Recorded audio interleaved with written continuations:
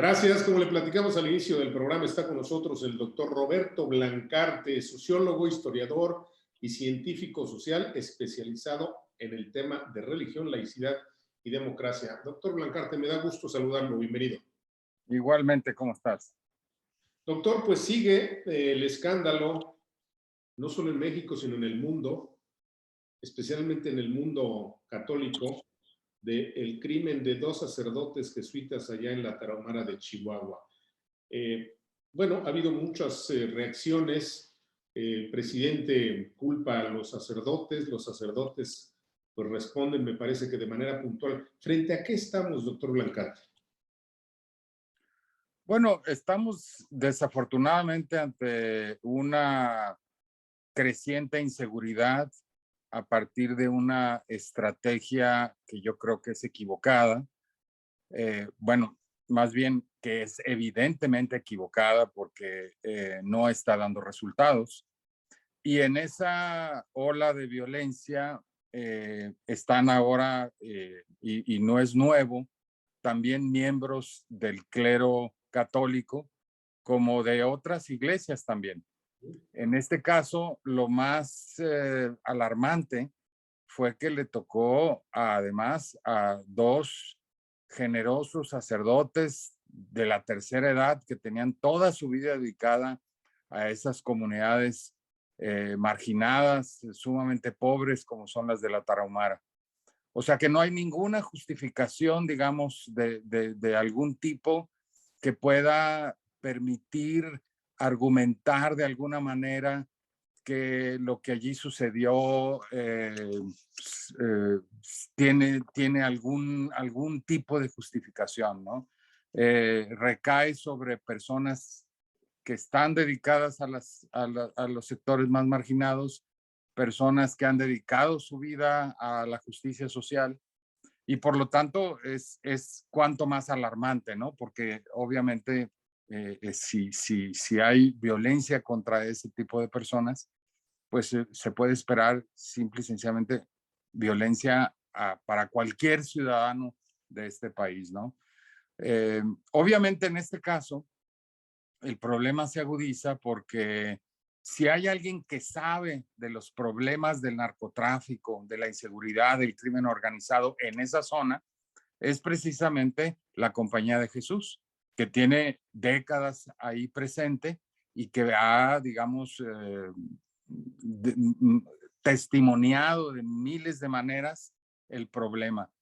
Entonces, que el presidente los ataque en lugar de buscar solución a los problemas, pues es indignante para mi gusto y creo que para la perspectiva de cualquiera que vea con cierta sensatez lo que está ahí sucediendo, ¿no?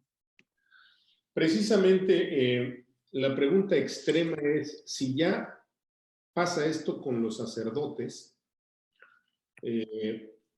bueno, pues ¿qué esperamos los ciudadanos en general? Pero no se quedó ahí. Todavía después de esto conocimos información, por ejemplo, de que pues cada mes cientos de iglesias son saqueadas, cientos de comunidades religiosas pues son chantajeadas por el cobro de piso, etcétera. Y además hace unos días también un sacerdote fue interceptado, golpeado como si fuese un mensaje y tirado prácticamente a la orilla del camino. Esto son mensajes, es parte de este toma y daca entre el poder político y el poder religioso. No, yo creo que es simple y sencillamente el poder criminal desatado que no tiene ningún control.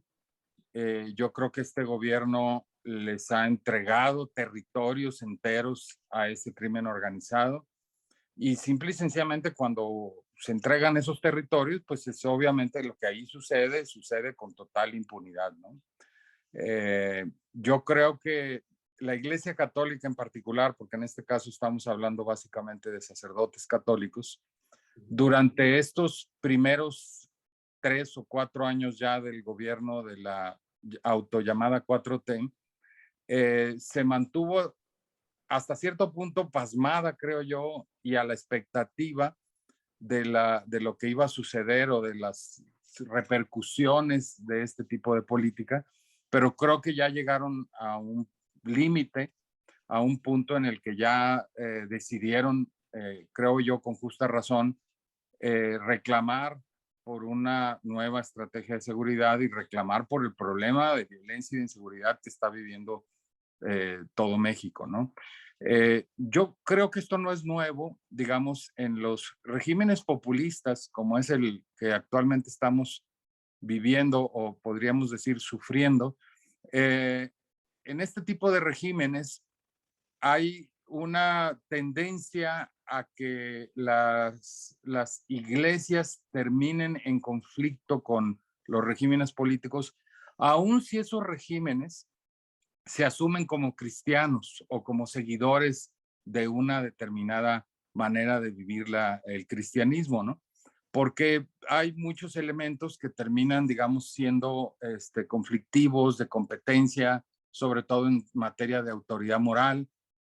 Y los gobiernos populistas suelen no querer ningún tipo de crítica, así sea de las iglesias que los han eventualmente respaldado o apoyado, o de cuya doctrina ellos pretenden tomar algunos elementos, ¿no?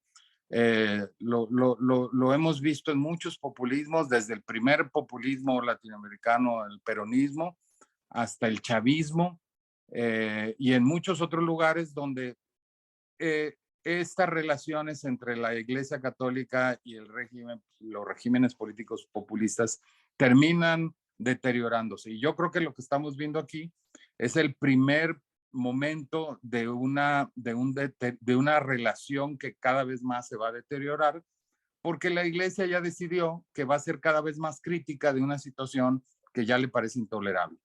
Y ya sabemos que a este gobierno no le gusta ningún tipo de crítica. Así que esto va a ser una escalada probablemente cada vez mayor, ¿no? El obispo de Cuernavaca le puso pues los puntos sobre las IES, le dijo al presidente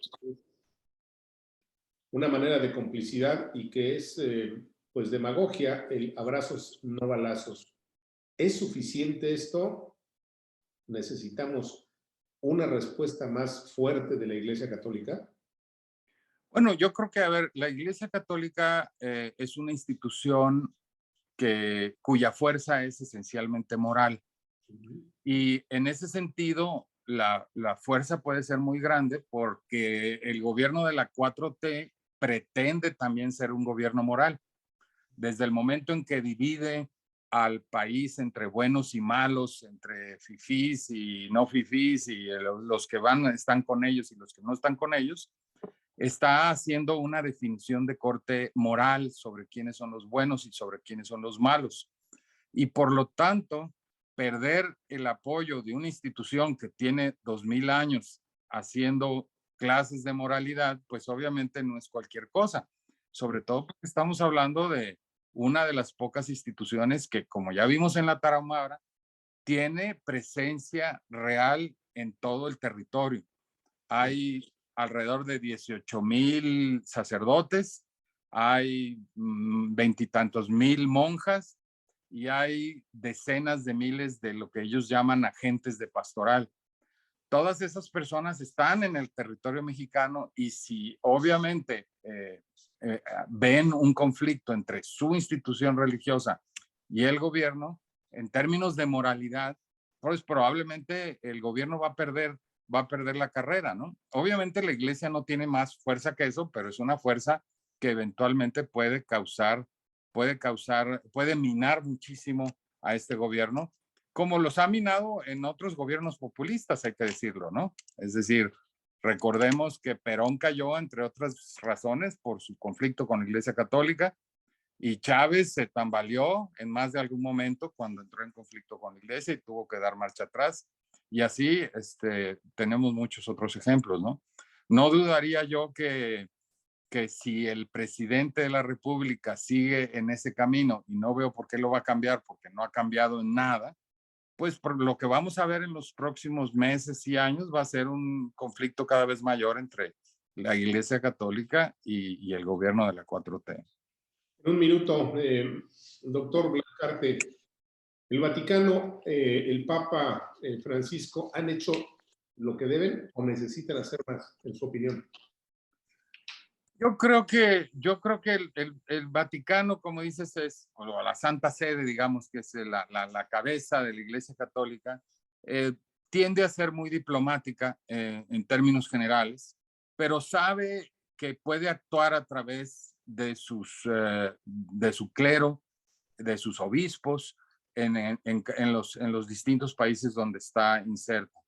Así que el Papa no necesita ser, digamos, menos diplomático para, en efecto, en el fondo, incidir e insistir en los males. Y yo creo que siendo jesuita el Papa, obviamente esto que acaba de suceder le debe de haber tocado muy en su interior. Y yo creo que esto no creo que vaya a quedar así como algo que intrascendente que no va a tener ninguna consecuencia. Yo creo que en el futuro, aunque no sea de manera abierta o directa, pero la Santa Sede yo creo que va a actuar cada vez con mayor firmeza en el caso de México.